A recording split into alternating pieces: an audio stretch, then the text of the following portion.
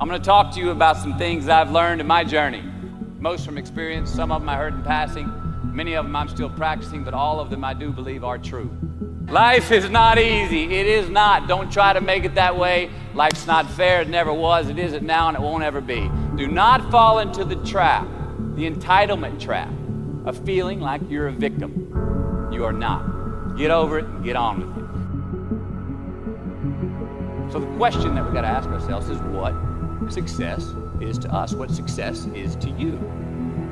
Is it more money? That's fine. I got nothing against money. Maybe it's a healthy family. Maybe it's a happy marriage. Maybe it's to help others, to be famous, to be spiritually sound, to leave the world a little bit better place than you found it. Continue to ask yourself that question. Now, your answer may change over time, and that's fine. But do yourself this favor. Whatever your answer is, don't choose anything that will jeopardize your soul. Prioritize who you are, who you want to be, and don't spend time with anything that antagonizes your character. Be brave, take the hill, but first answer that question, what's my hill? So first, we have to define success for ourselves. And then, we have to put in the work to maintain it. Take that daily tally. Tend our garden. Keep the things that are important to us in good shape.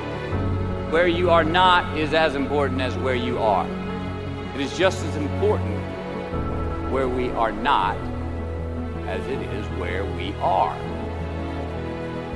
Look, the first step that leads to our identity in life is usually not, I know who I am. I know who I am. That's not the first step. The first step's usually, I know who I am not. Process of elimination. Defining ourselves by what we are not is the first step that leads us to really knowing who we are. You know that group of friends that you hang out with that they really might not bring out the best in you? You know, they gossip too much or they're kind of shady.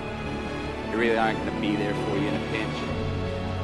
Or how about that bar that we keep going to that we always seem to have the worst hangover from? Or that computer screen, right? The computer screen that keeps giving us an excuse not to get out of the house and engage with the world and get some real human interaction. Or how about that food that we keep eating? Stuff that tastes so good going down, makes us feel like crap the next week.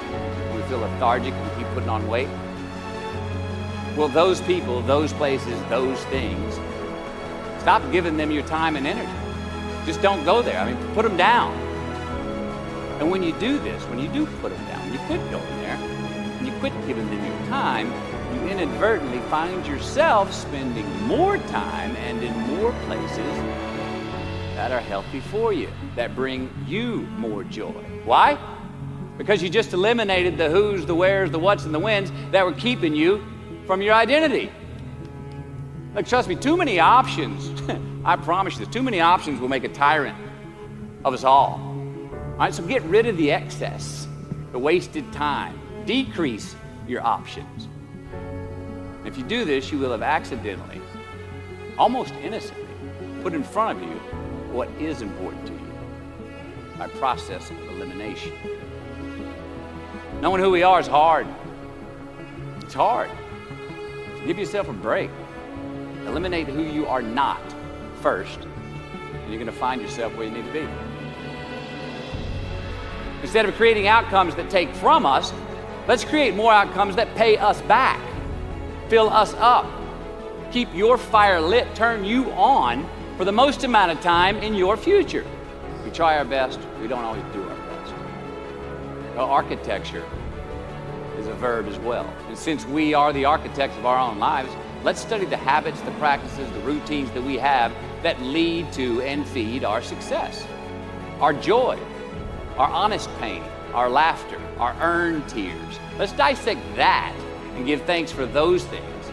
And when we do that, guess what happens? We get better at them, and we have more to dissect. Be discerning. Choose it because you want it. Do it because you want to. We're going to make mistakes. You got to own them.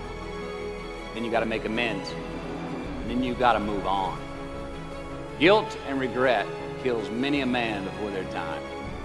So turn the page, get off the ride. You are the author of the book of your life.